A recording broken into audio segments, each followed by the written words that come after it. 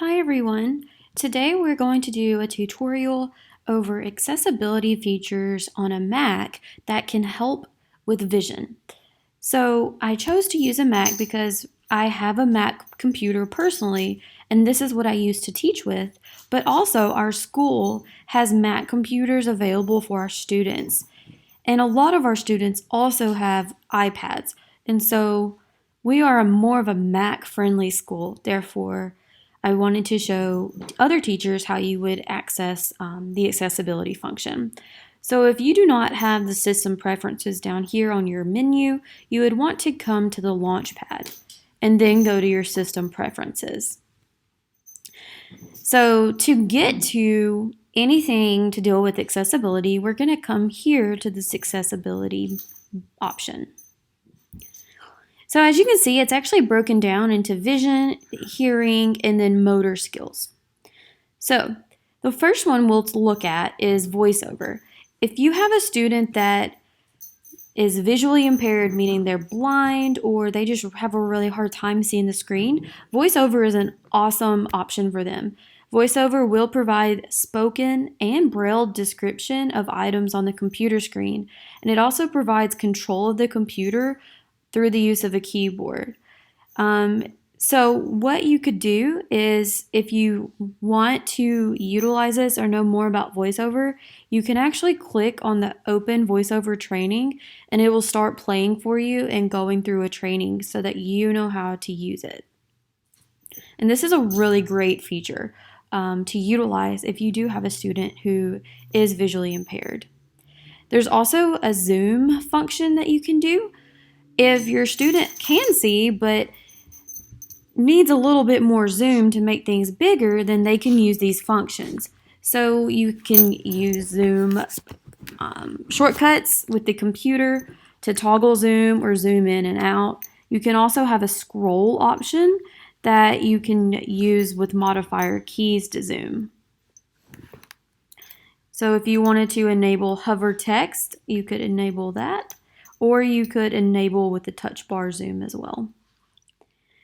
So you also have the display. Now this has got a lot of differences than the actual display options on the general system preferences. So here, this is where if you have maybe a colorblind student, you would want to come here and show them what they can do to let them better see the screen. So first, if they want to invert the colors of their screen, you can hit invert colors. If there's too much motion going on the screen, they can also reduce motion by hitting this button here. You can also increase the contrast of the screen, so maybe they need to increase the contrast completely. Maybe they want to differentiate without color, so you can also hit that as well. If they want to make the menu bar down here larger, they can go to large and click that. Now the way to make that actually work is you'll have to log out and log back into your screen, and then you'll see the larger menu, so I can't just do that right now for you. And then you can also change your display contrast right here. So if you can see, the more I move it to maximum, the more that contrast has changed. So you would let them play with this and see what's better for their eyes. So then that's all display. Now we can come to the cursor and actually make our cursor bigger.